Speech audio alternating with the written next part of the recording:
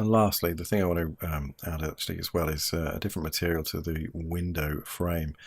Now, we did save like a selection tag when we first created those extrusions, but I think that's been overwritten because we've then gone and inner extruded it. It's duplicated basically. It's the same as the window pane. If I double click on here or on the upper one, which says window recess upper, and this is window glass upper, so it's exactly the same again now. So I'm going to go to the window recess upper version of it and then go to select grow selection, and you should see that that's just started to expand that out. So I'm going to do that again. Where are we? Grow selection, there we go. So now we've got the whole thing selected. So I obviously don't want the window pane selected anymore. That's already stored in this particular selection. So I'm going to go to that selection now and then deselect polygons. And that's just taken that window glass out of this one. So I can now go back to the window recess and save over that again with set selection. And that's now correct. We've now got the frames isolated. I'll do the same on the bottom deck.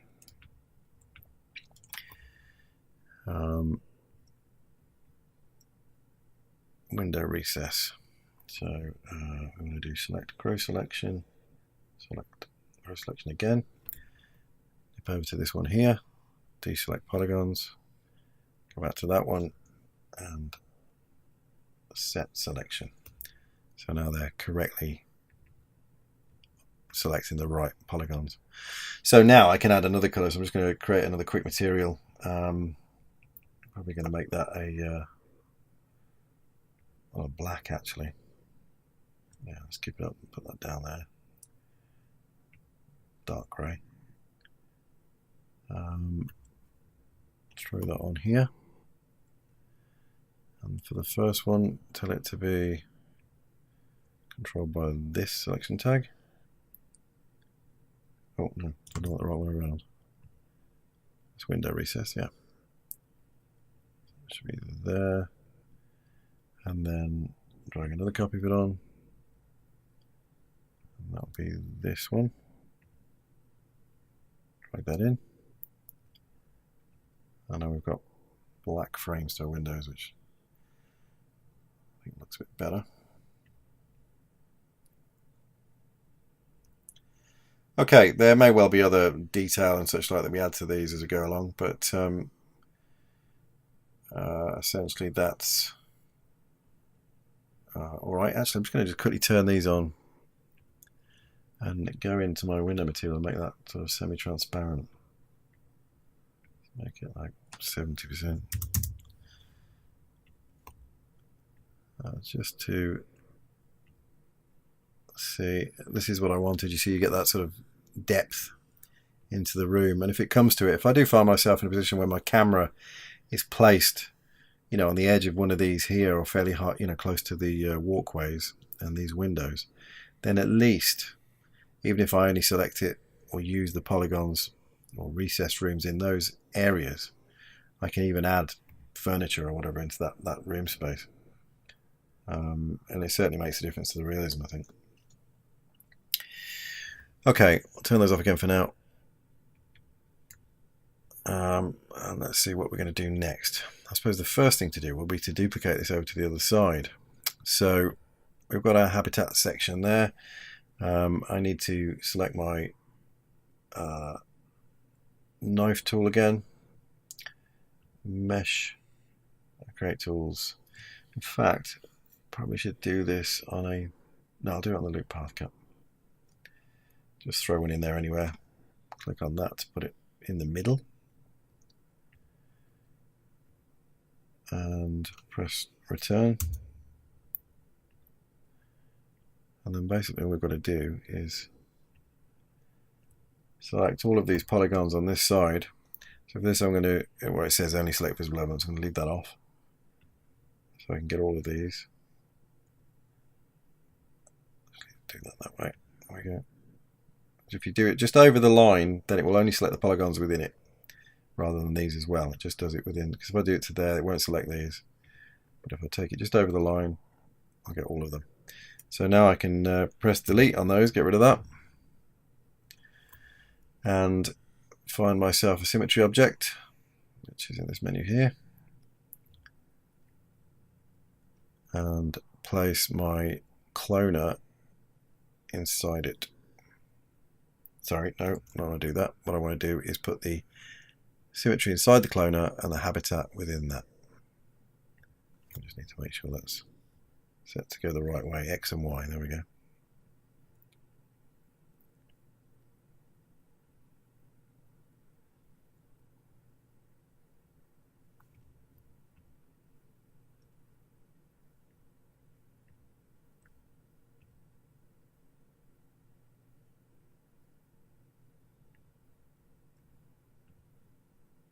Great.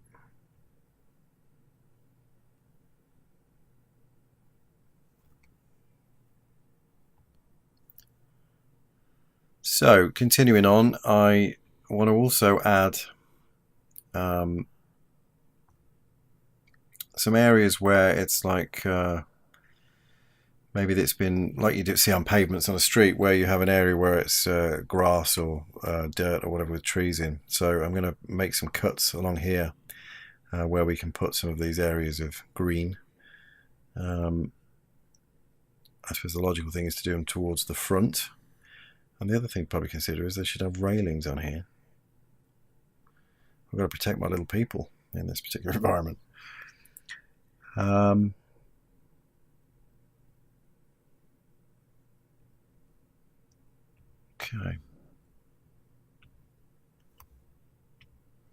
I'm on the right side. Turn the symmetry off for now if you like, just to focus on this one side. So I'm going to put some, again using the fabulously useful loop path cut tool, I'll put some cuts along these terraces. I'm just going to think about the best way of doing this. You want your folks to be able to come out of here and walk out. This is essentially like a pavement, really. So there's just going to be some areas. You're going to have a fence or some kind of railing along the front here, I think. Maybe it would just be central. Let's just add another one. Yeah, maybe that's what it needs. I'll just put these cuts in, and then I can probably just do this with selection tags, turn these areas into soiled bits. So I'll just press return to put those cuts on there. And the same on here. Another one.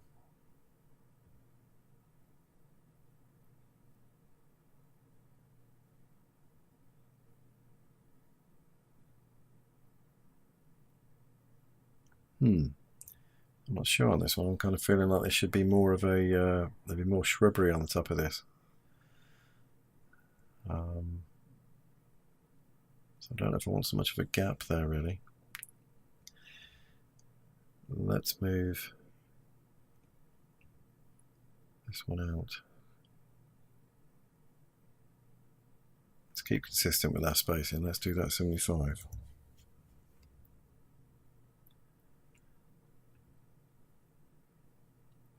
No, it needs to be more than that.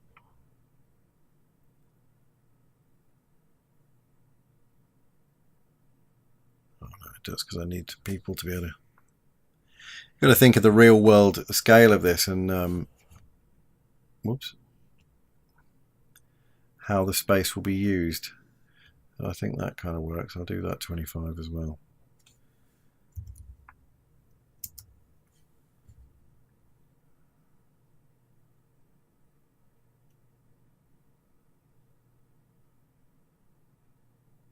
Not convinced of it.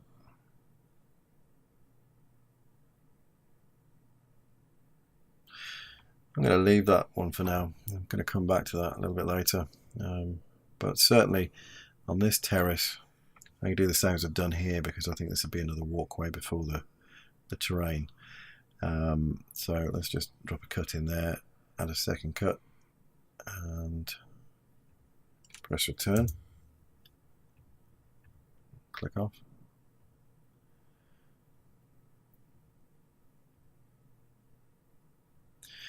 And then what I'm going to do is just select, I'm going to reduce my radius on here to make it a bit easier to, or to make sure I don't catch too many polygons. I think I'm going to place some garden areas.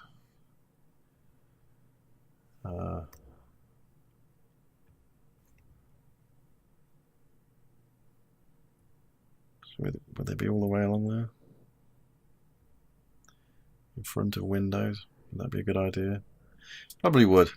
Yes, it is. We've decided. Executive decision. Colony planning. This is what we want to see. So I'm going to carry that on, I think, over there and to here. Deselect those. Same here. Oops. And so there.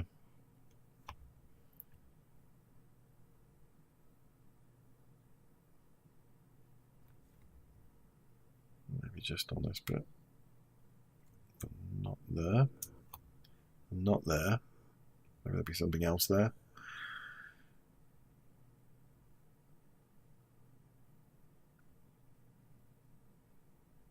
I feel like I do need a gap there actually.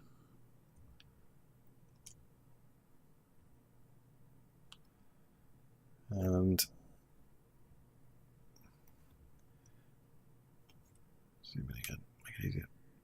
Do this here. Same here. Maybe not here, but then we'll do it there.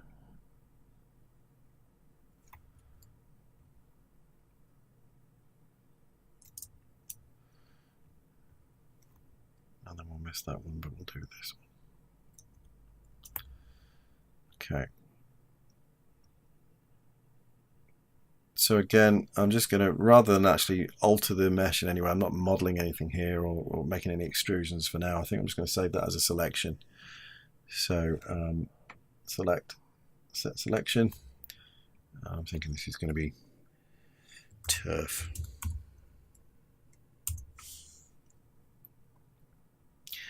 Let's just create a simple material, which helps with our visualization of all of this.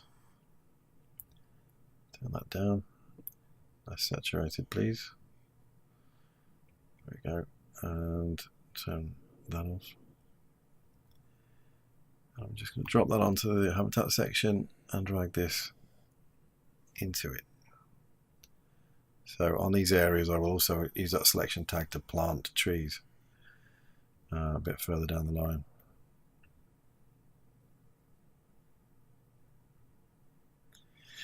I figure with this kind of environment, I mean, obviously it's an artificial environment, it's in space, but the habitat, the plant life and everything is there to sustain the life of everybody living in it. It's obviously there to generate oxygen. So I figure you probably put as many plants and shrubs in it as you could.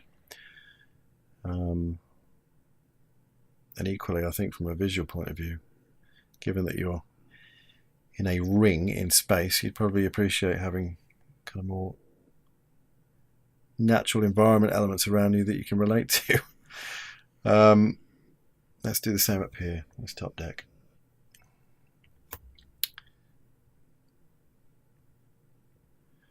This setting here in the options, this SSAO, ambient occlusion, is really useful just to have that in the viewport. It's a simple effect, but it just gives you that little bit of extra sense of depth when you're creating stuff in the editor. It's great, viewport. Oops.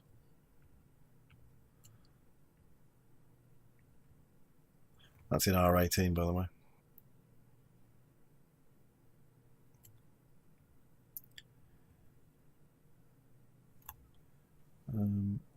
Let's leave one off there, go here, do that. Using Command click to deselect and Shift click to select the polygons. That's a long one. I want that one. Yeah, I think the plant's quite nice either side of the doors.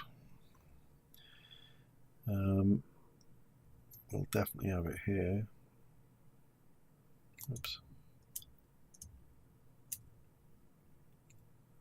Maybe we'll just have a little gap there.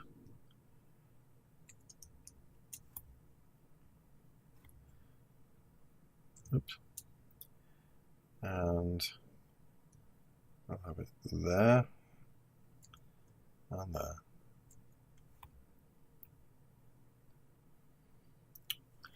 Okay, I'm going to add this to the selection I've already got. So I'm going to click on that tag that we've created. I'm holding down Shift and I'm clicking on Select Polygons. And then if I go over that now and do Select, Set Selection, it just adds the other polygons to that same material, which is useful.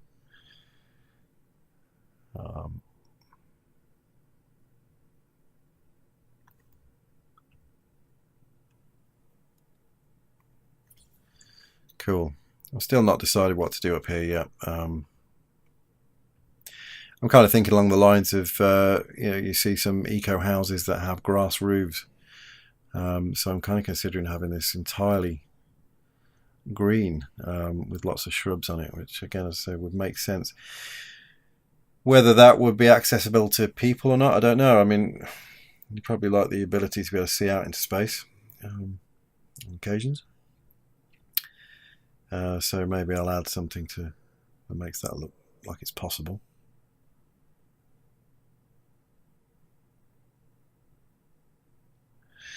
Yeah, what I'm going to do is go back to my knife tool, loop path cut tool rather.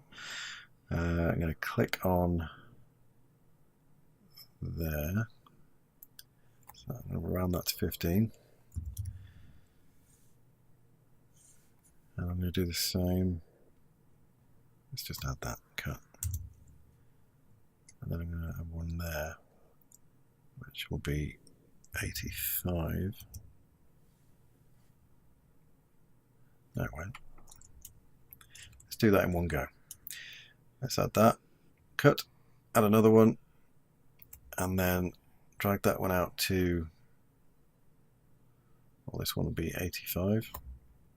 Type it in, it's easier. And then this one will be 15 if we're going to make them equal. Let's return. And then I'm going to make that entire polygon group green, I think.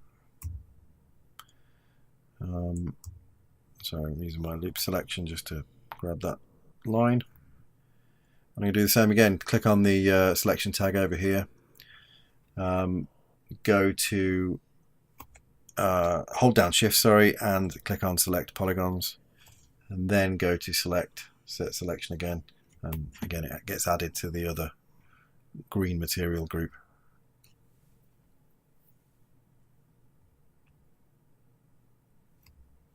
I may undo this at some later stage. I just don't find myself entirely convinced of what I'm doing on that particular level, but a quick save. It's always a good idea. And I think I'm going to add some kind of railings here, or something that just, maybe it's just like one of those glass walls. Now, the easiest way for me to add this is probably just to add a very thin cut and extrude upwards. Alternately, I can select this line of edges. Let's just do a oops.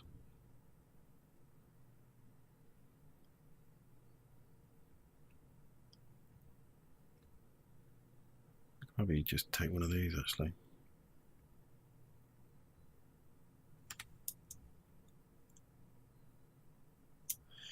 What I'm doing here is I'm trying to select a loop or a line. I simply want to recreate or duplicate this into a spline, you know, get the spline data out of it so I can add something there. So the way to do this is not with the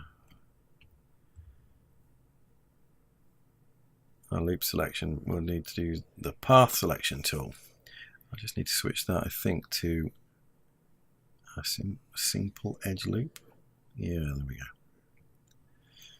So that selected that entire edge. So I can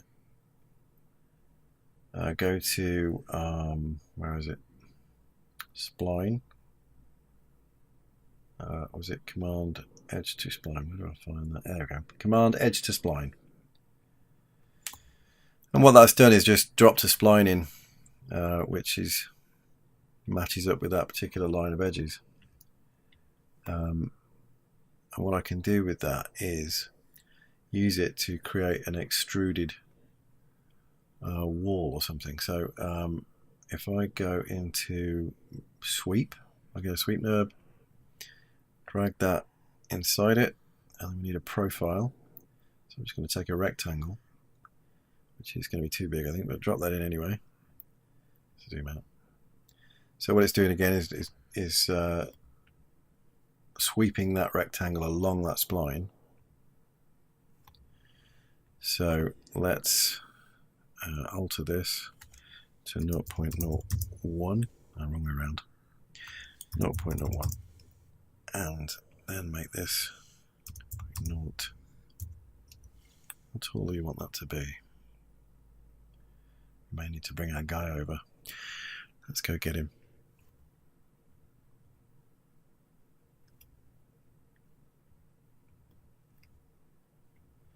Come on, scale human. Maybe over there. There we go.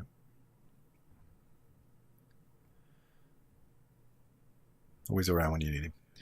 Right, let's just stick him on there. And we can use this to judge our scale of wall. So already I'm looking at it thinking, well, that's probably too thick. So I'm going to make that 0.005 as a first guess. Which is probably alright. And then we need it to be taller, obviously, but we're going to move that spline up because it's currently too low. So that's weird how our axis is over there. So let's do an axis center on that if we can. Axis center, execute, makes it a bit easier. Zoom in on our guy. I'm just going to move this.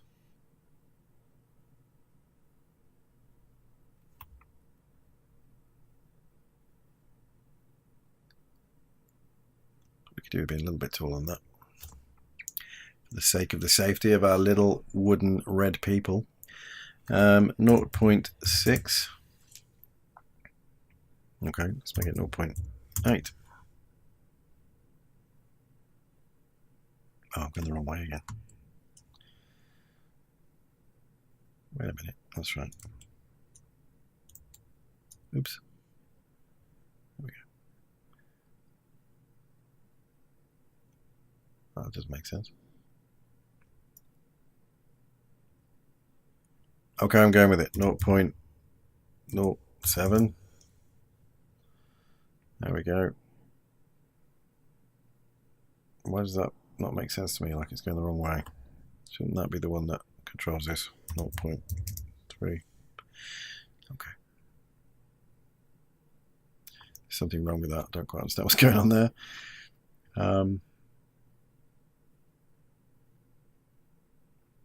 It's just got reversed, isn't it? So 0.2, and let's see what that looks like over there. So I'm just going to do that.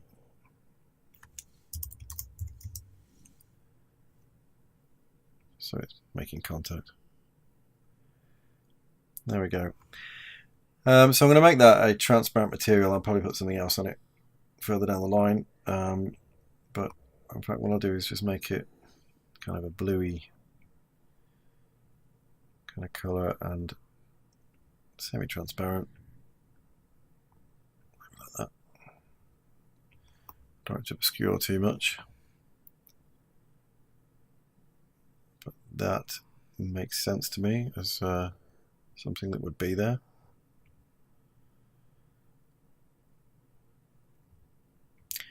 And probably what I need to do is add some structural elements to that, you know, like little pillars or whatever as we go along, fence posts as it were. And I think probably I need to do the same over here on the bottom deck.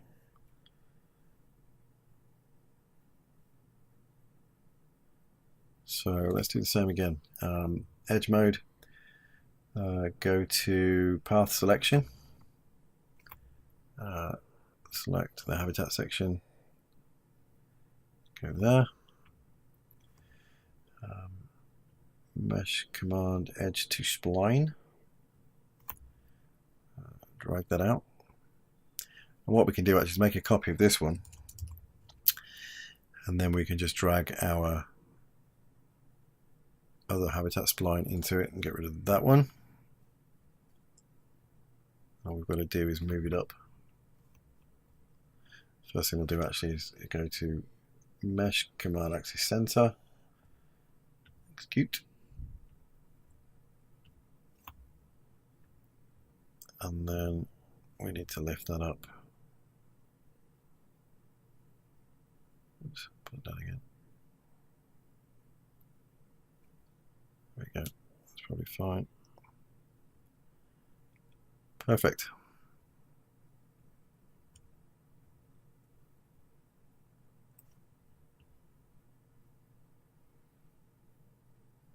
Cool, it's starting to get a sense of purpose and scale now, I think.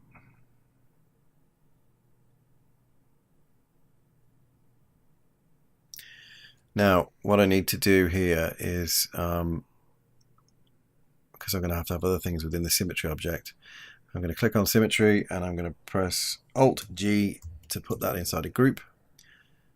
And then, no, I've done that the wrong way actually, let's just undo that. In fact, I need to click on the habitat section and do Alt G on that, put that in a group, and then I'll drag the sweep in there as well.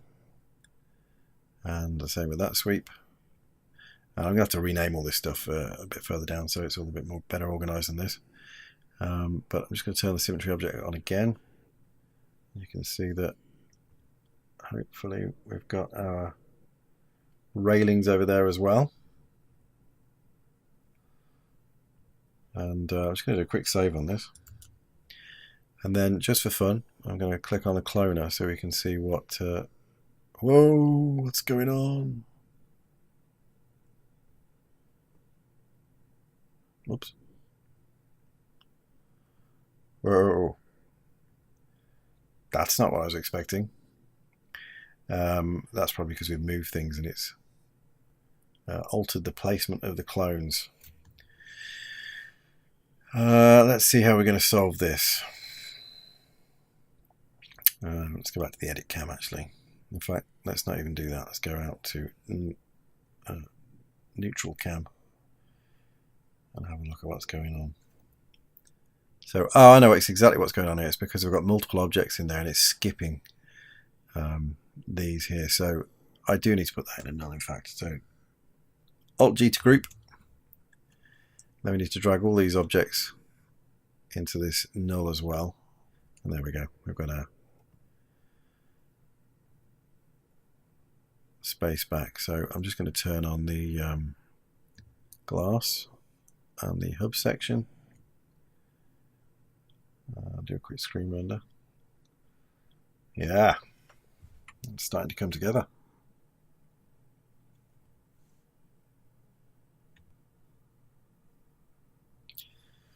Okay, well that's nice to see. Let's go back out to edit camera and turn the cloner off. And Let's have a look at this now. Just this individual section. I'm keen to get the other sort of main structural elements in here now.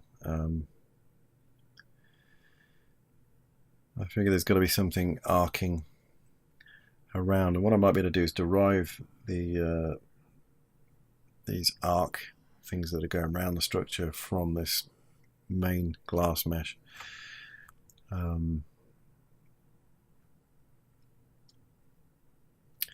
In fact, I probably might do the same with that as I've done with this side, just duplicate it, make it symmetrical, just work on one side at a time. Well, let's just do this for now. So what I do need to remember to do is reverse the polygons on this because they're the wrong way around. I want them to face inwards really. So that's mesh normals, reverse normals, so facing in. While we're here, might as well do it on that as well. Select all, which is Command A on the Mac, Control A on, I assume it's Control A on the PC, I don't know about that. Mesh, normals, reverse normals, there we go. So they're both done. Right, so I want to be able to put some structure, some rings or whatever around this particular structure. And I obviously don't want to put them at the ends, because if I do, then they get cloned and duplicated on top of each other. So I need them to be placed at sort of, well, 25% and 25% of this, so that they repeat infinitum on the clone. So the way I need to work that out, I think, is get the measurement of this hub section again, habitat section. So 20 point, no, let's click on that one. 21.371. So I need my calculator. 20.37. I'll put the wood in now. Oops.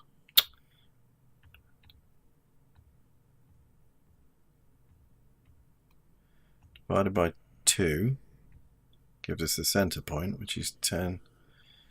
Let's divide that by 2 again. 5.09. That should work, I think. 5.09. So, just to give ourselves a marker for this, I'm just going to quickly bring in a torus. Plus X. Scale it up. And make it thinner. Just get down a bit more. This is just basically as a guide. So if I, let's get up a bit more. If I place one of these at whatever I said that was, 509.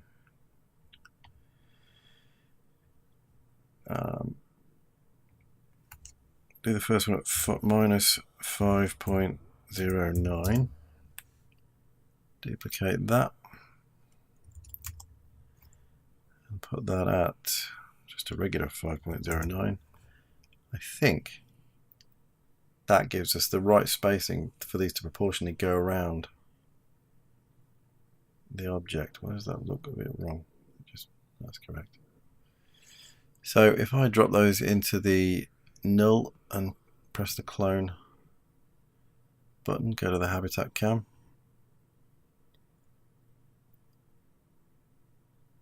Let's go to the side view actually.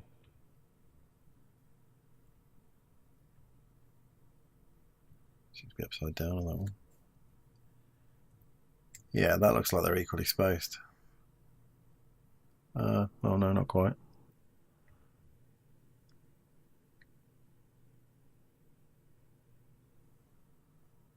Let's just make sure they're.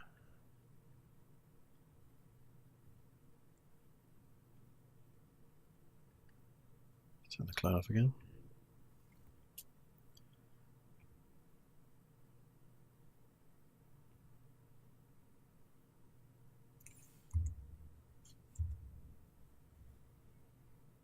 Yeah, I think they are actually. well, I've got to remember that they'd whatever I do here has got a curve with it. So again, I'm looking at it the wrong way. These are just guides, aren't they? So edit cam, and I now know where to extrude the rings.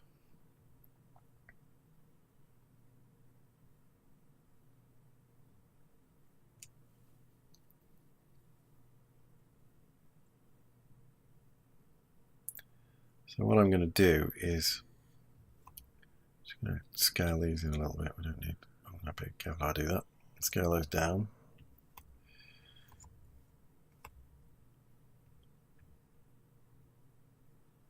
Oh, back now. I click them there. Right. So I need to go to the glass.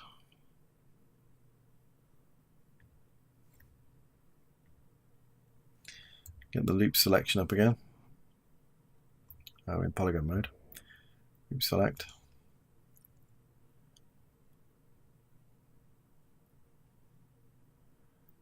And let's take that one.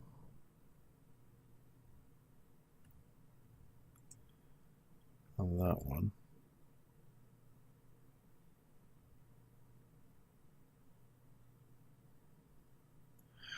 Just going to do a mesh split on those. Command split. I don't need to delete any of the underlying mesh, but I'll call this one roof struts. So I turn the glass off now. I can get rid of the torus, and we can turn the hub off. And in fact, I can turn symmetry off. Right, let's get on to the roof struts and do something with those. I think the simplest thing to do with these is extrude them. So I'm going to press D to select the extrude tool. My polygons are selected, and I'm going to extrude backwards. It's important to keep the create caps on. If I take that off, you can see that it'll leave a hollow shell if I don't, so I need that left on. I don't want to go too thick with these. They simply need to be sort of a reinforcing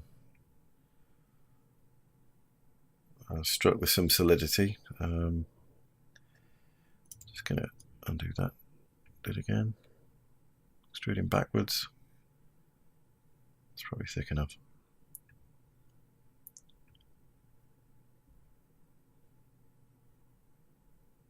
I'm going to make sure all the polygons are aligned as well. That's facing inwards. That's facing inwards. That's facing. They're all facing inwards. So select them all. Mesh, normals, reverse normals. And the next thing I want to do is add a little bit of bevel to the edge of this, so it's not just so hard edged. So I'm going to take, press the V key to bring up my little handy selection tool. I'll go to edge mode first. Path selection. And just select these edges on both sides. In fact, makes it a little bit quicker. We don't need to use the path selection on this. We can use loop selection because we can get the whole edge. It doesn't matter if we get the end here. We won't see that anyway. Select, reverse round. And then we want the bevel tool. Bevel. Just zoom in so we can see what we're doing. Clearer.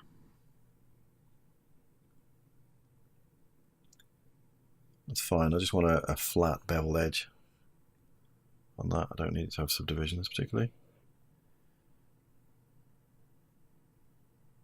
Cool.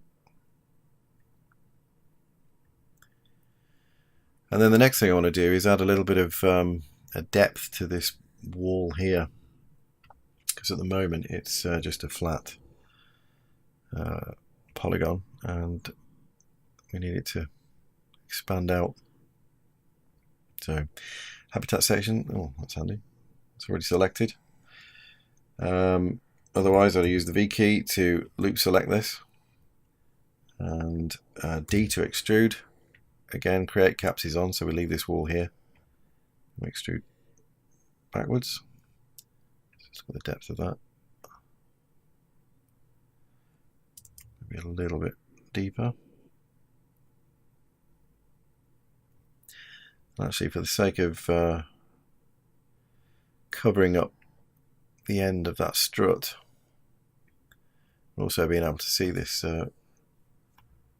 part, I'm going to go to the edge of this and lift it up at an angle. So V, go to edge, edge mode again, go to select path selection. We just want that one. I'm just going to turn off these axes. I don't know where they are. It's probably right over in the center of the scene. Oh, hang on. There we go. That's right on top of it. That's good. So just lift the y-axis up a bit.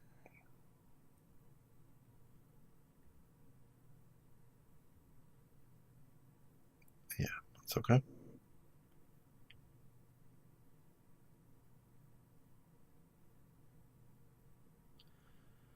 Cool. So I'm going to put this material on the struts, make it match in with the wall and the main structure for now, and we can put those into the symmetry null, so they get copied across when the symmetry is active. Like that. Now the other thing I want to do, turn the symmetry off again, is look at the glass. So I'm going to drag that transparent material onto this actually, that we created for the walls down here.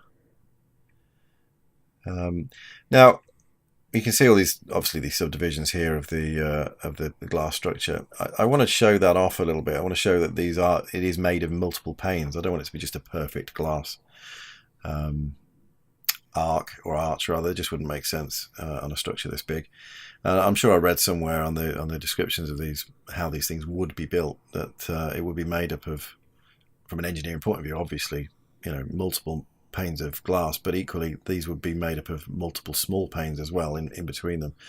And I'll probably do that bit with the texture. But for these outer structures, or these sort of framed, or these areas here, I'm going to add a bit of a framework or structure to show that. So the easiest way of doing that is to duplicate, let's go to that mode, model, duplicate the glass mesh, and hold down Alt, go to the menu here and select Atom Array, and then you get this well, array of atoms really. But we don't obviously need it anywhere as bold as this, so I'm going to shave these down. Now you can do these individually, but if you control the sphere radius, then it will automatically pull the cylinder down to match it, because I don't want to see any of these joins at all. So I could do that here, but that's still, I think, a little big for what we want. I don't want it to be too obvious or too pronounced. Oh, let's go the other way.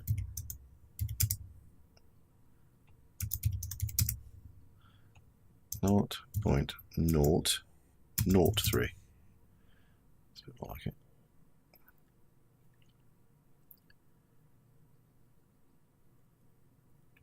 That's probably all we need. Yeah, I'm going to leave it like that for now. I may well adjust the size of that later, but what we don't need probably is as many subdivisions on it.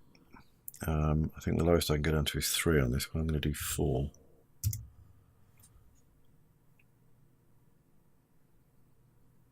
Just to lower the poly count a bit.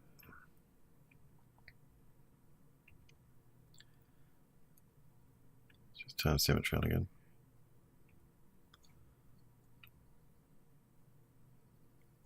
That's cool. Right, I want to pay some attention to the hub now. Where is it? There we go. Hub section. Right. Now obviously this is just like a little shell at the moment, but I need to make it solid. I certainly need it to have some structure, because as the cloner peels away, then you see the inside of this, and I don't want it should be a solid. Plus, for the entire superstructure, I'm going to add something like some large pipe work or something at the top of this, and some kind of things holding this thing together. So, first thing to do with the hub is to make it solid for a start. Put a roof on it. I'm going to go into edge mode, V key again, path selection, and then select these edges. Oops. Shift select. Oh, I did it again. There we go. Oh, wrong way around. Need to be closer. I'll tell you what, let's just turn the atom array off. Make the glass invisible for now.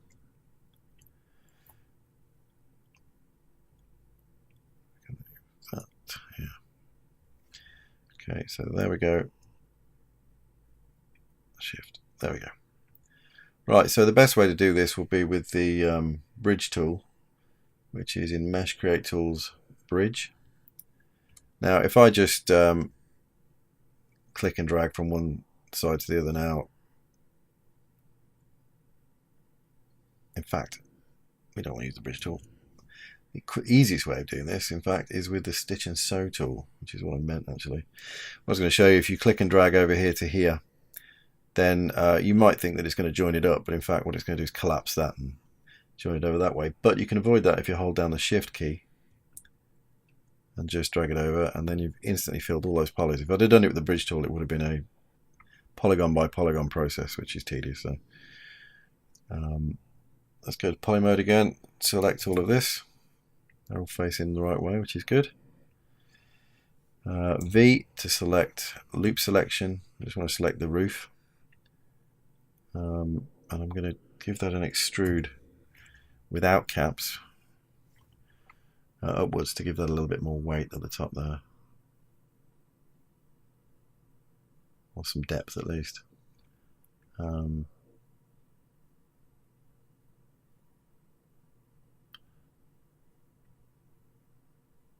Yeah, that'll be fine. You can get rid of these end polys, we don't need those. It's joined up anyway.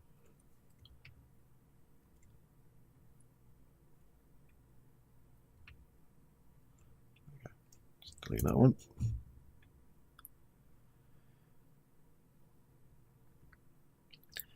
Now, let's just save that.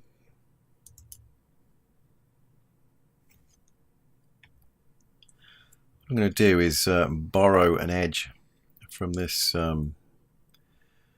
hub structure that I can create a pipe above all of it. So I'm just going to again go back into my path selection mode tool and select that edge there will do.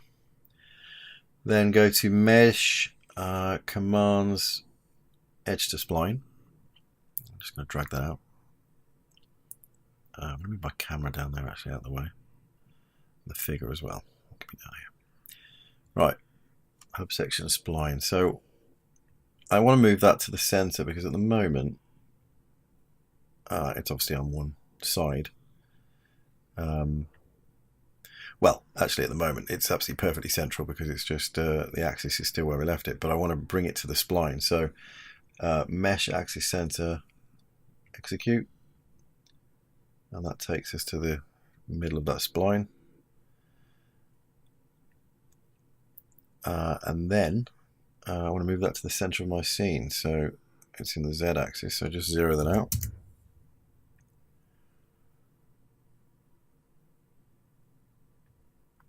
And hold down Alt and go to sweep, which puts it in there, and also we'll grab a end side and stick that in the sweep as well. We'll put some rounding on it, and we need to scale this down. Let's do that visually.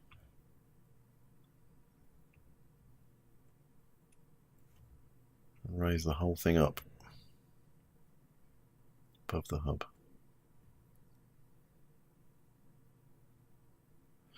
We also don't need caps.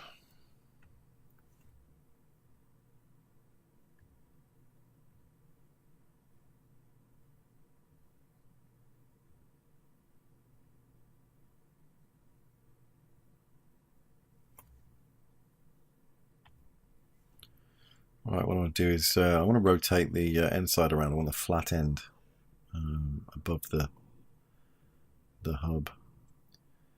So click on rotate.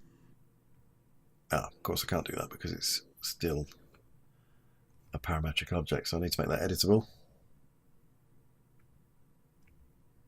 Oops. Zoom in.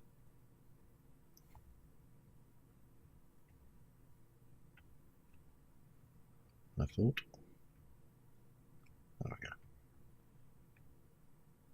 I have to put the axis modification tool on. There we go.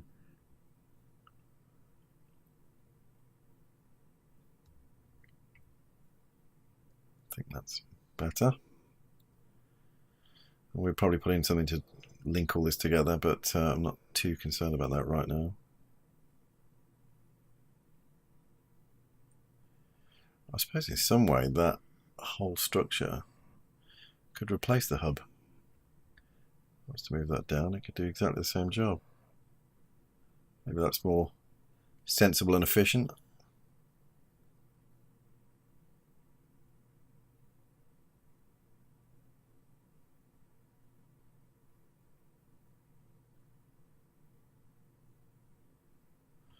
Well, I do like the idea of something being above it, some kind of suspension.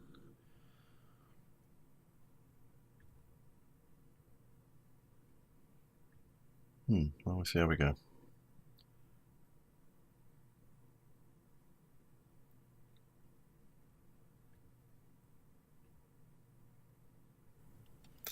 Right, I've got a way, I think, of creating this extra framework or superstructure around the colony. So I'm going to nip out to another scene file,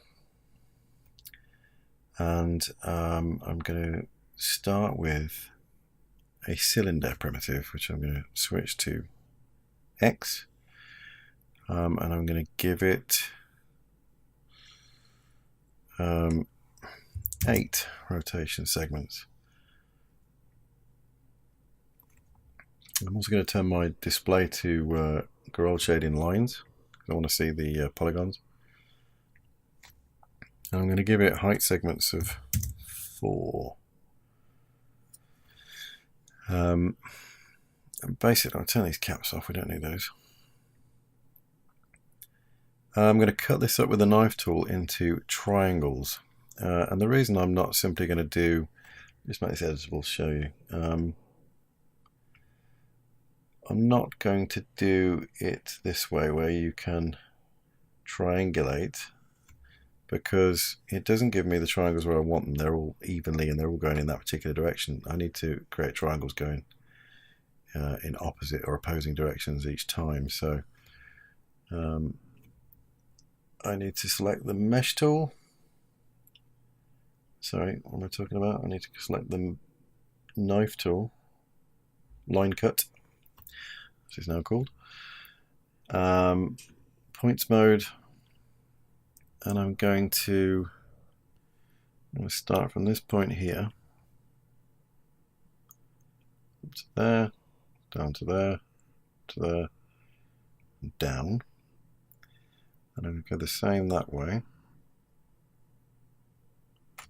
Just press escape to end that a second. Click on there again, into there, escape, and I'm going to do this underneath as well. You probably won't see this, but I think the structure needs to be there.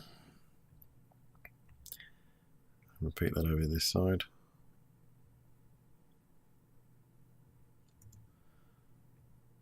And then we want to echo what's going on the other side by going from, let's start here.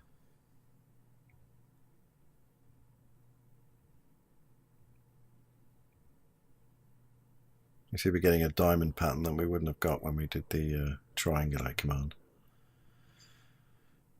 I'm not going to put that on the top. And what I'm going to do from this is select only the edges I want and get a spline from it. So switch to edge mode, and I want this one, these three,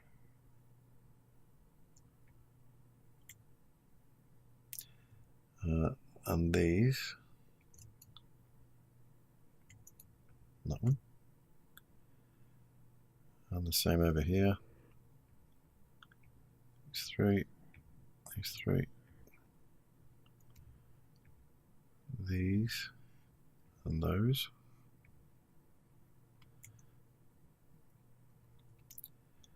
I'm mostly shift selecting here to add more edges to the selection.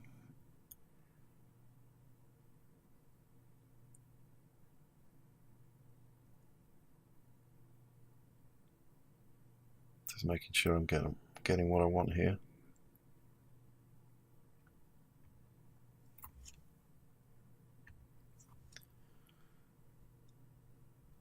Okay, in fact, I'm going to do this with 2 sets. Let's just unselect using the command key and select these straight ones here, all these parallels.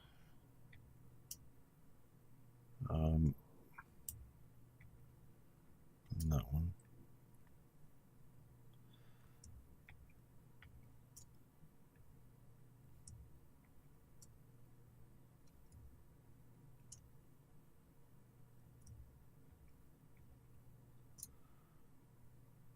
So the triangular ones can be thinner. So I'm just going to do what we've done before elsewhere. Do a mesh command edge to spline. Let's call this diamond struts. Then go back to our cylinder and then select this one, this one, this one. In fact, we can do this as a loop, can't we? It's loop selection, loop selection. Do the same again. Mesh command, edge to spline. Let's call this ring struts.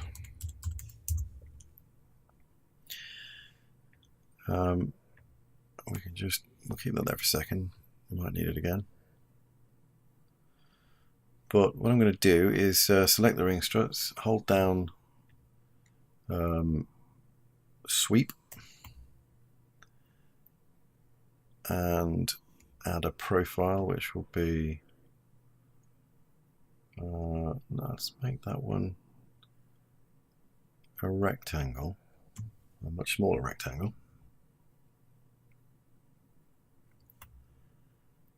Put that in there. Let's reduce that down again. Let's go all to the oops, way too much. Let's do this at 0.03, so a bit more of a band. And then we'll do the same again with this one. Select that spline, press Alt, and get ourselves a sweep to contain it. Then add another profile, which in this case I think will be, I'm going to go with an end side because I can control that better than a circle. Scale that down. Stick that in here. Scale it down some more.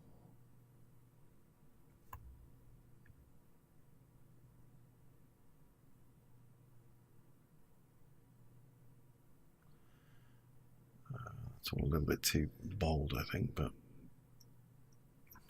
I'll add some rounding to that as well.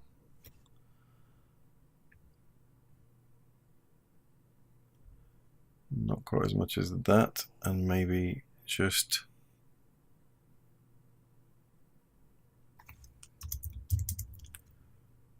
a quick render of that.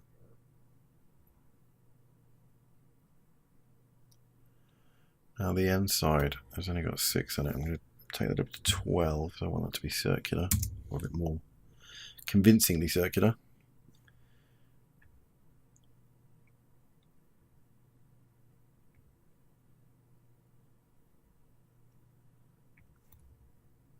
Probably just needs to be a bit. Oh, wow. 0.06. The thing I'm going to do as well is add here is put probably a cylinder, which I'll just put a basic one in for now, but I'll probably model some details into it so it looks like it's an adjoining I don't know, an adjoining hub.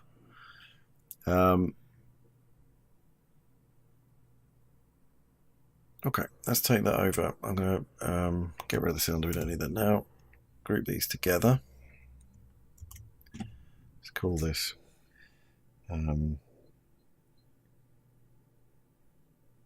framework. And copy that into our scene.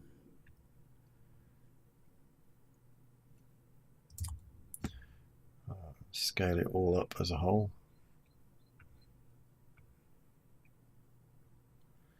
But we're going to have to alter our size of our meshes. Oh, sorry, the size of our splines. Let's go down a bit. Scale again.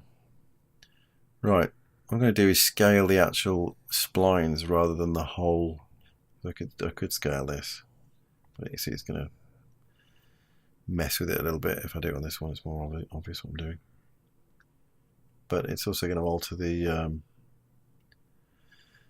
shapes of the sweeps. So I'm just going to do it with the splines.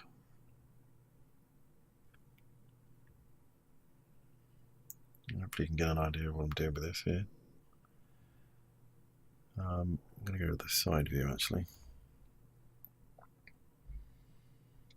Front view. I'll line this up as much as possible with the structure that's there so that I can clone this as well.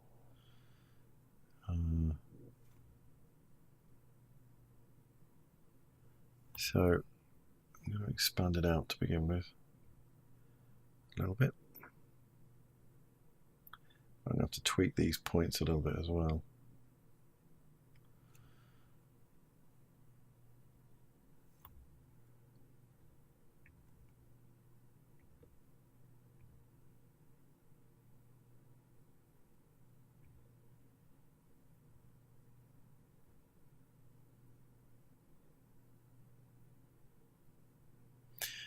What I'll do as well is move the whole framework down, I think, so that's kind of coming out of that.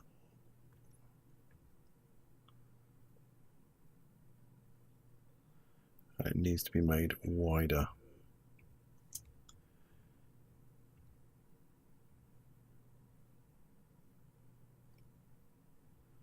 Because our profile is kind of a bit more elliptical than it is round.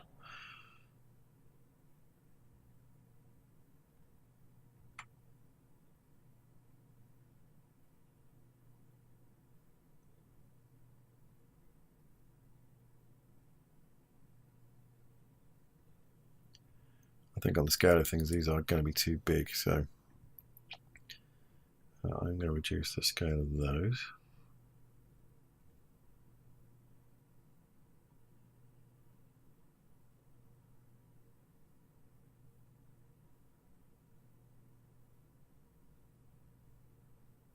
Maybe the width of them too.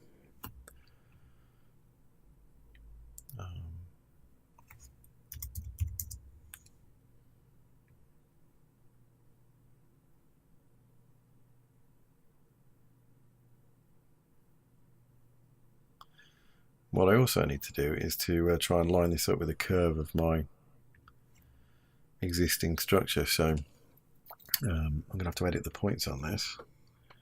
So I'm going to turn the sweeps off for now. so I can see the points a lot easier.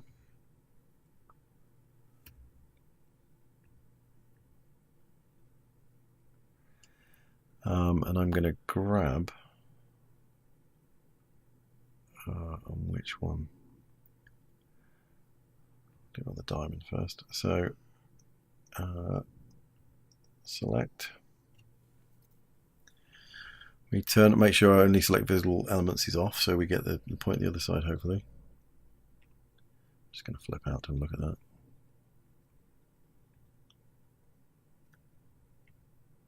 Yeah, both sides. Oops. Let's go into this one. And of course, we've got that one as well, haven't we?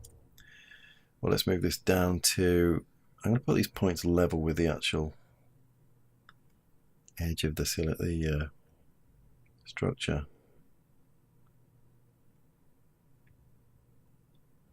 And then select that one. Shift select that one. Bring these down as well. To there. Let's bring the M ones down. Zoom in. I go to there.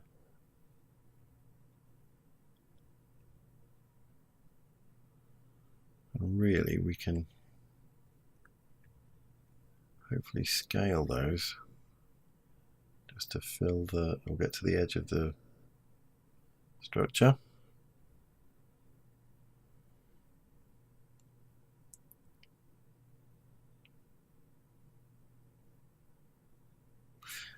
And also, let's do the same up here. Select that one and that one. Scale those inwards to the center of our existing struts. Not quite there.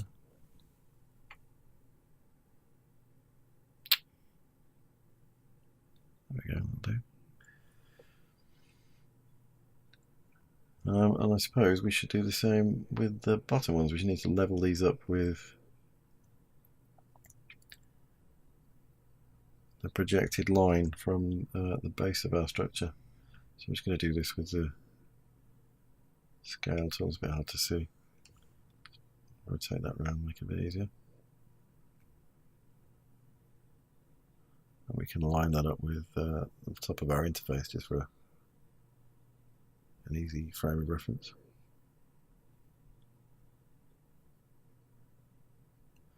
There we go. Scale that. Oops, not too far. Scale that outwards a little bit. Too far. There we go.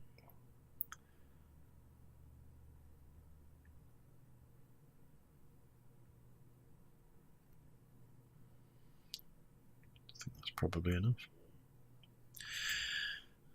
To get your orientation back in a viewport, if you rotate it, just click on the shift and rotate, and it just locks you back to the main angle.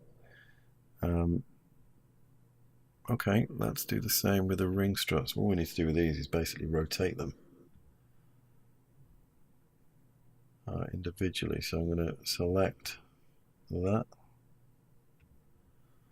rotate the whole thing.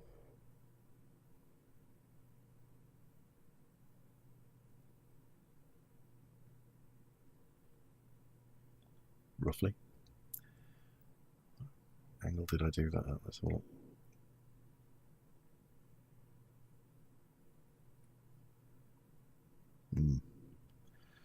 It's a bit random. Let's try and be a bit more accurate with that. 2.6. Now if I do the same with these ones over here,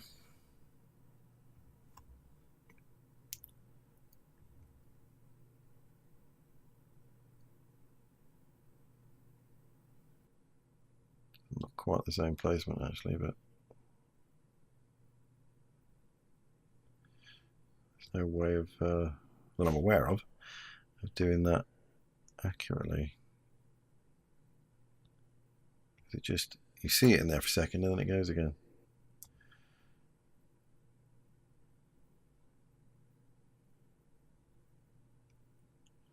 Not too far. There we go. Right, so I'm just going to turn the sweep on those on again so I can see where they line up. They're probably going to be a bit out of alignment now.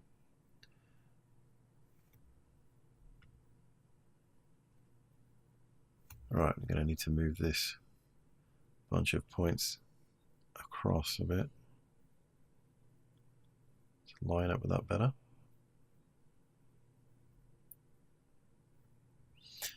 And then we need to select the other points again.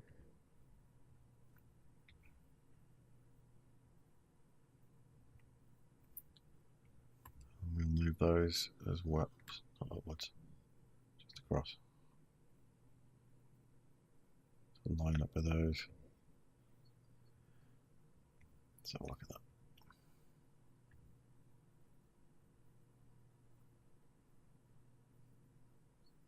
Ah, we need to adjust these ones as well.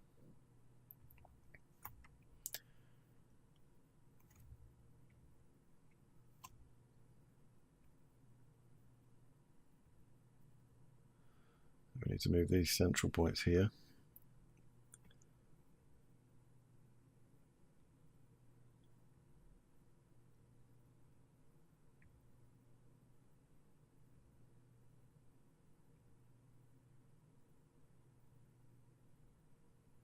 Let's go back into the side view to check on that.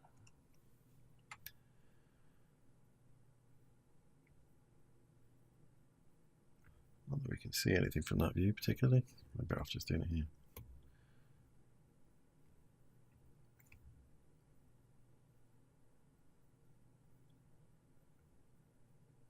There we go. And then we've got our framework curving with the superstructure. So just to test that out, I'll put all of that in the clone and null and zip to our habitat cam.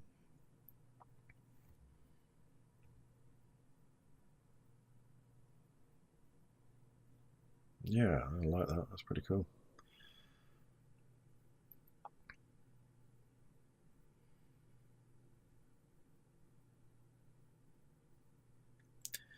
Right, let's turn the cloner off and go back to the edit camera.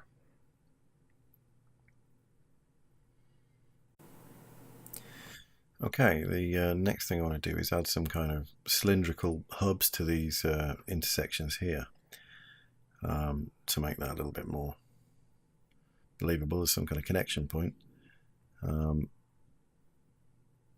So the simplest way to do that, I think, I'm just going to add a cylinder.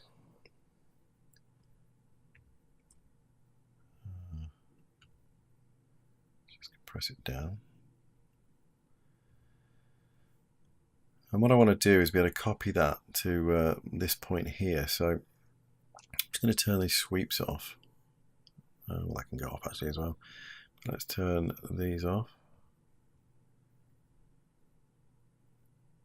What I'm going to do here is copy this cylinder to this point rather than just manually navigating it there. I'm going to try a technique out that may just help. So go to my diamond struts spline and go to axis center. And I'm going to tell the axis to go to that selected point. So if I click on the object tool now, you can see that the spline is all centered to this point here. So I'll leave that out. And then what I need to do is go to my cylinder, go to mesh, tools. What I'm looking for is a range object. So we go transfer. There you go, and it's showing it's already to the selected point. So let's move that out of the way. Click apply. Oops.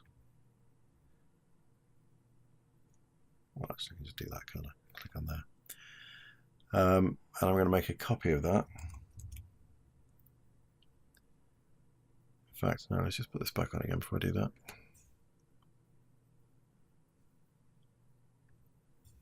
Actually, this will be the easiest way to do it because I'm going to do some modelling on this, and rather than having to duplicate my modelling, I'm going to click on the cylinder and go to instance, that I've made a cylinder instance. And I'm going to copy that to this point over here. So again, clicking on the diamond struts, the point mode, select this point over here, axis to selected point, and then selecting the cylinder and my transfer tool, click on there, and there you go. So now if I select both of those together, I can rotate them around. Let's turn the sweeps on again.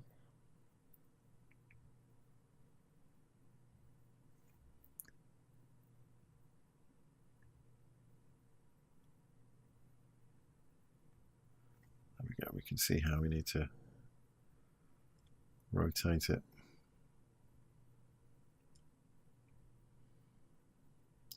Ideally, I'd like to conceal the whole joint in that. So I'm going to expand the cylinder, close that up.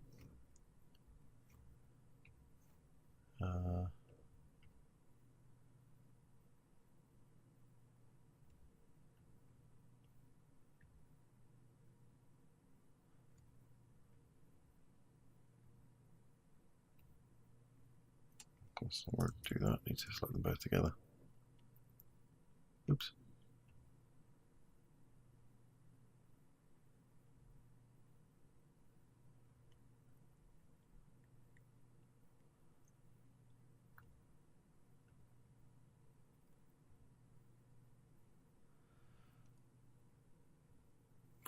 Just going to make that a little bit deeper for now, just to cover up that issue, and then I'll probably tweak that when I model some details into it in a little while. So select those together again and rotate some more. It's too free, I don't want that. I want it to be in the axis there. Didn't do both of them.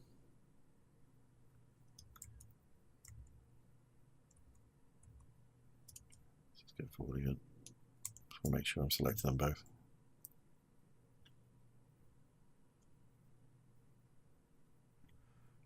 Again, on axis.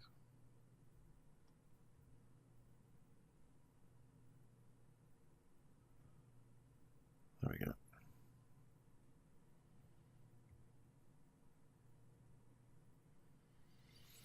No, I think I've done these over the wrong side. Did them on the wrong side to put them in a Symmetry Object.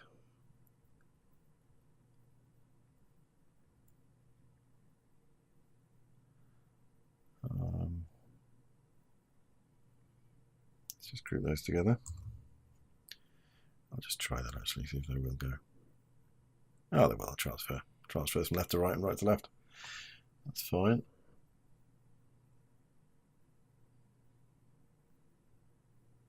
Turn that sweep back on.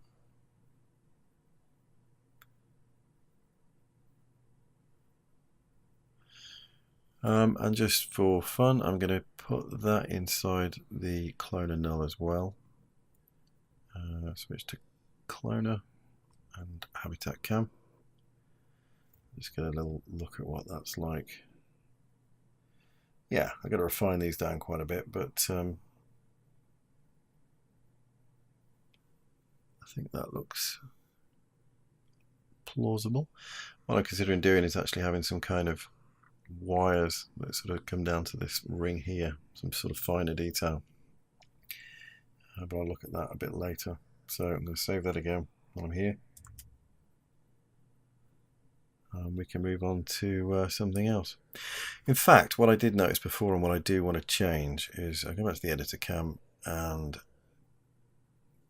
turn off the cloner. I'm going to close up some of these a little bit. I can't do that. What can I close? Oh, nothing at the moment. What I want to do is go into, let me turn the symmetry off. And I'm also going to make this that we've just created invisible in the editor for now.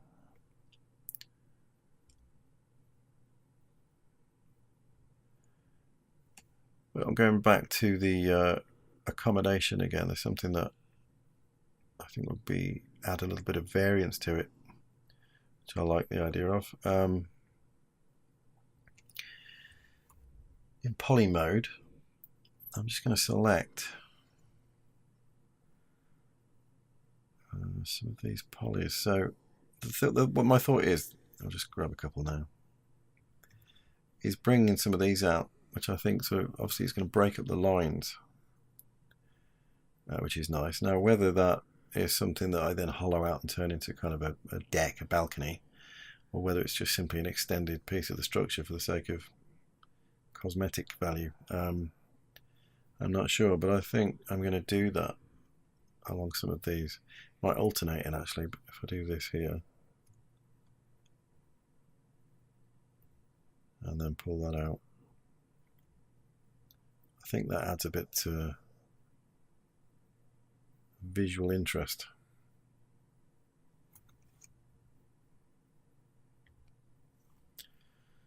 So just undo that. Just looking at a snap that I could do that to. Not too deep, 0.2. Probably is a bit.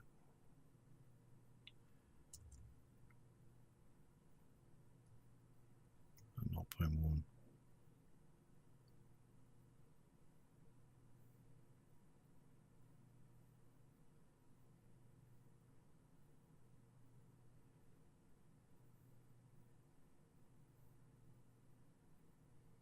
That's probably enough actually.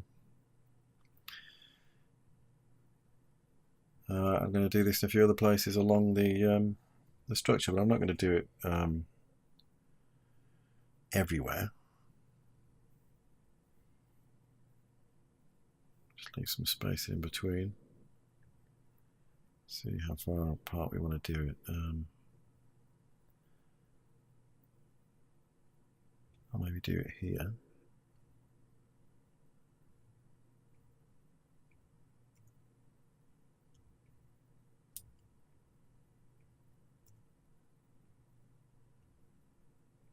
Start to move it, hold shift to 0.1. That'll be a problem on that one because of the differences in the mesh.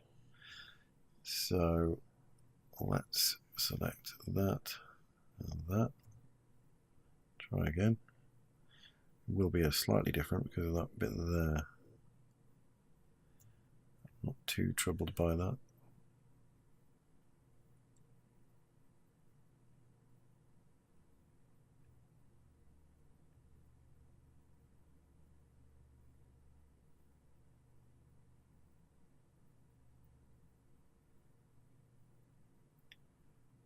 Okay.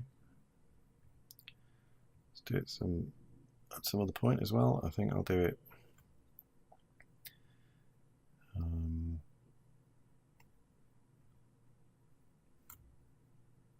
here. And then here.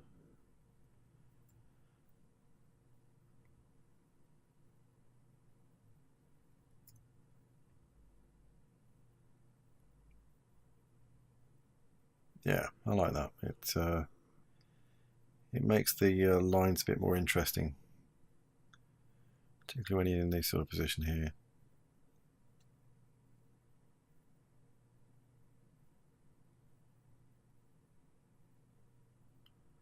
Okay, let's add some more. Maybe we'll do symmetry on this one since it's around the central doorway. If your axis gets in the way, by the way, when you try and select something, if you just do Alt-D, it gets rid of it temporarily. And you can select things unhindered. Bring it back so I can see what I'm doing. Oh, actually, I've done that wrong anyway, because I'm selected, shift selected. Let's do this. Shift. There we go. Drag, shift.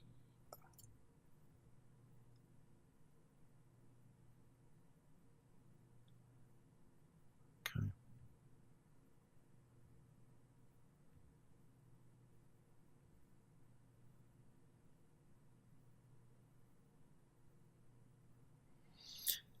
I'm just going to do it again here. Whoops. So I'm multi-selecting there. I don't know, that's fine. Shift, shift, pull, hold shift to 0.1. I think that's probably enough. Now, am I going to do it on the top deck as well?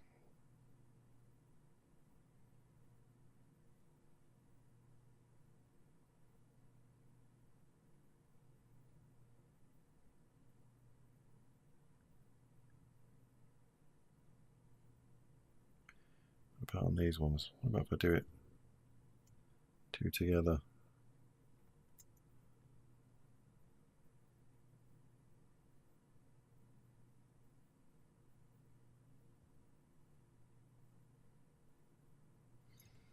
No.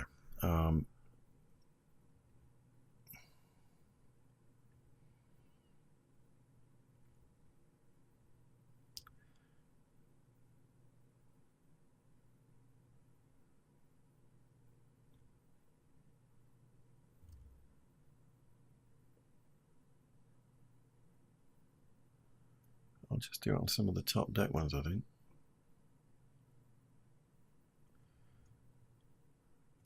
So I can do it there and there.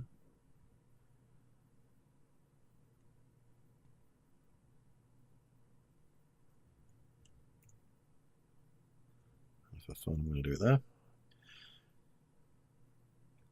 I'm going to do it on alternates here. Like that.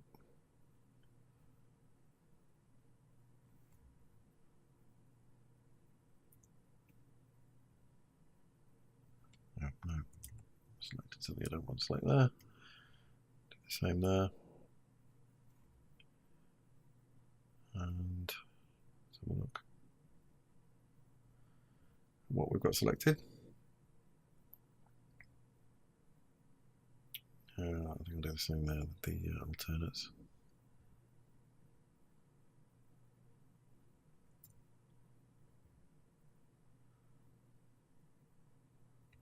We'll do one there.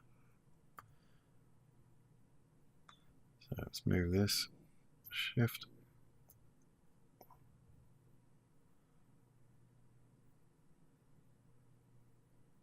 There we go. That's made that a bit more varied.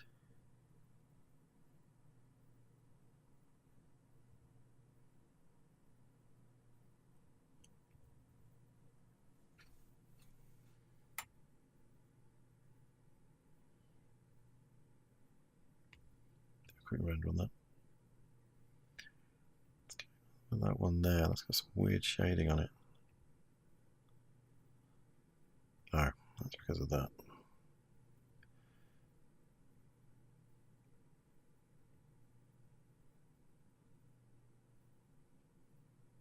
Okay, I think maybe what I'll do with that is just move that one back.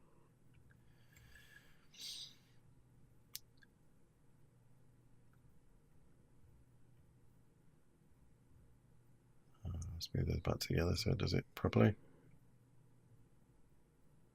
0.1.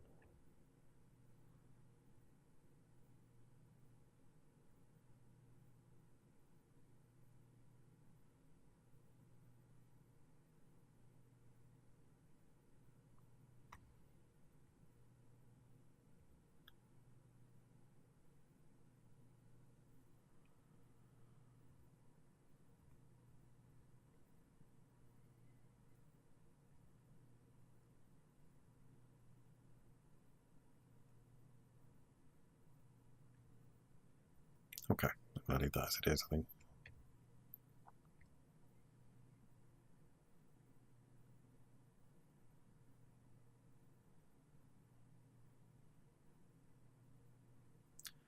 It's probably enough.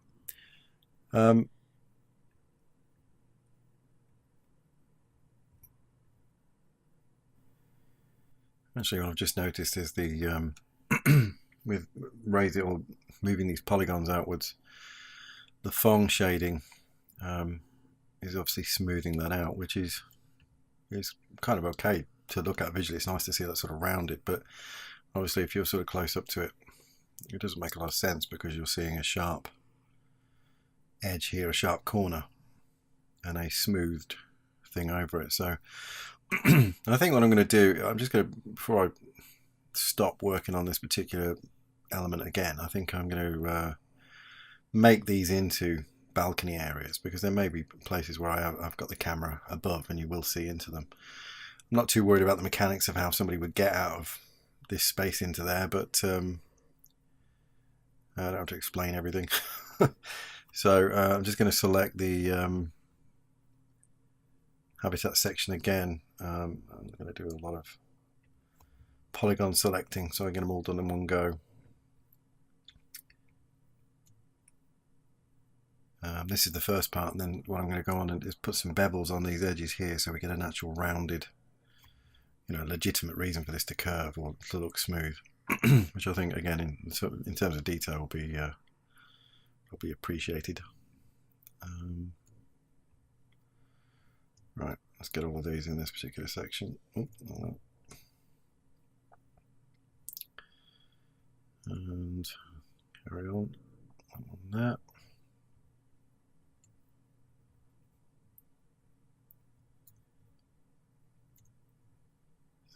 That one and that one.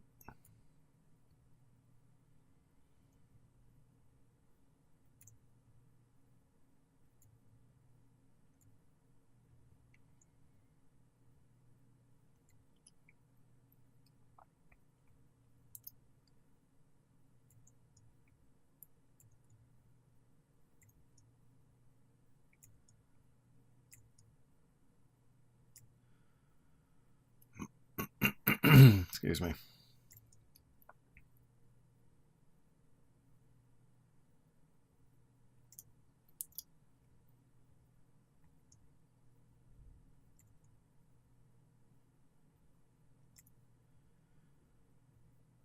And then just these last few. Oops. On this end.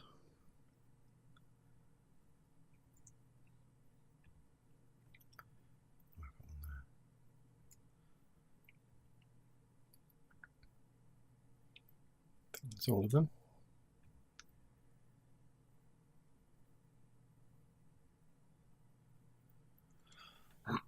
Excuse me. Right, I'm going to select I for inner extrude.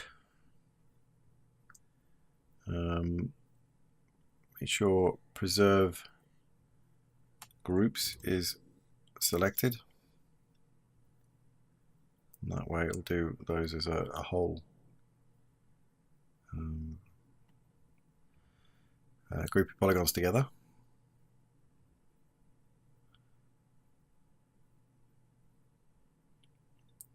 So it looks the right depth, I think. Maybe a little less deep.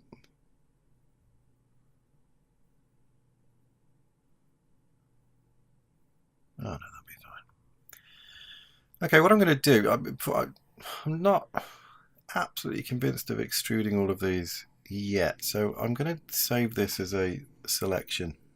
It's a very useful way of just, keeping yourself covered, and you can go back to it if you want to later. So I'm just going to do set selection. We'll just call this balcony extrusion. And that way we can come and select that again in the future. But what I want to do, what I definitely want to do, is put some bevels on all of these edges. I probably don't need to do it on all, but I could probably just do it on the ones nearest to camera if I'm certain that I'm only going to be sort of looking at it from one side viewpoint, whether it's this or the symmetrical side. I'll just do it on the nearest ones.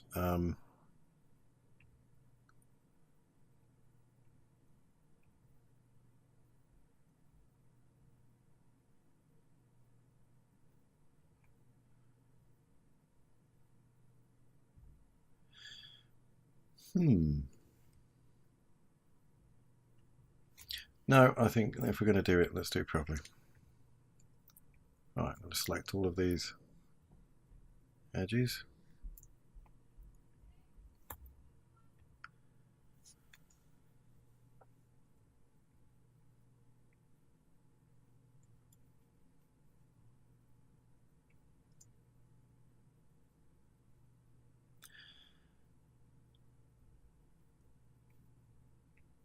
Oops.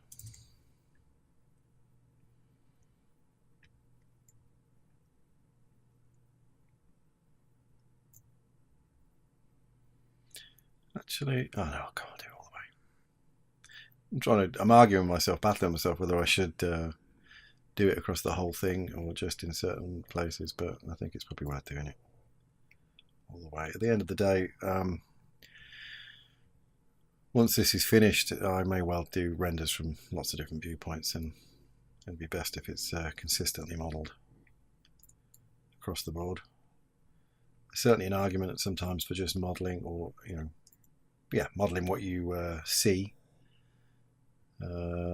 from a particular camera viewpoint. That's quite typical. But I think on the bigger picture, because I'm fairly sure I will do multiple renders of this, that'd be a shame not to, really, if I go to the trouble of creating this entire environment. I'll do it properly. At the end of the day, this particular object is still not phenomenally high poly, and it's going to be cloned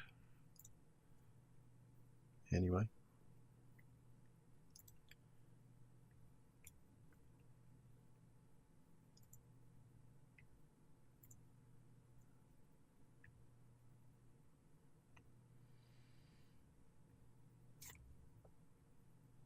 Oops.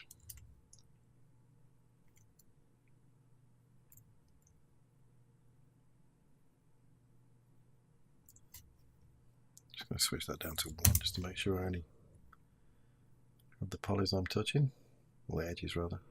Oh, what am I doing? They're the ones I need.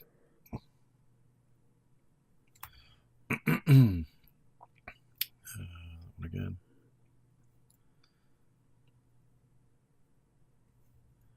It's just these. Alright, I think that's all of them.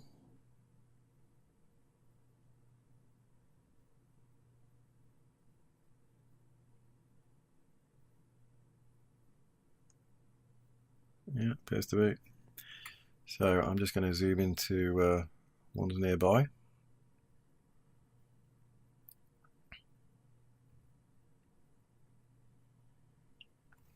And select the Bevel Tool. And I'm going to give it a subdivision of 4, I think.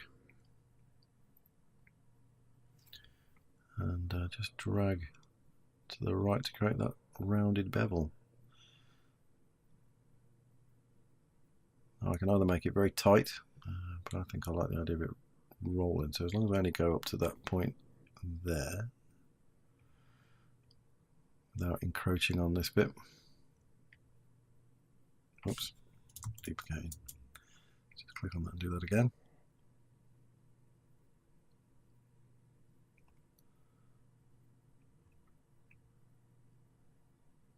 Just do a quick render.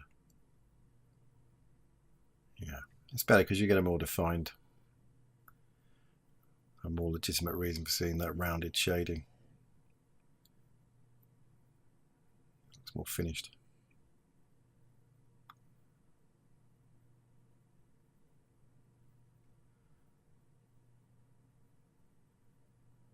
Okay.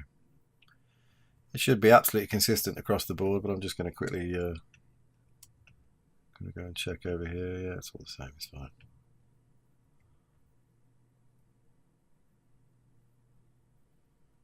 The only thing I might need to do is change the Phong shading on this particular mesh now, because I want to lose these edges,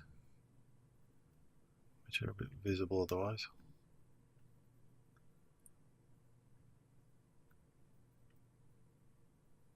Oh, that's not too bad.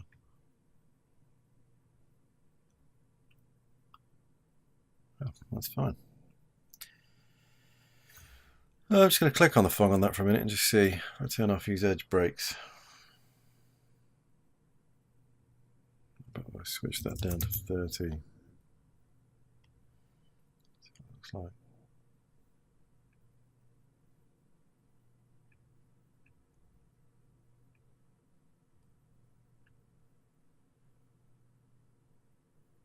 Ah, I think that's okay.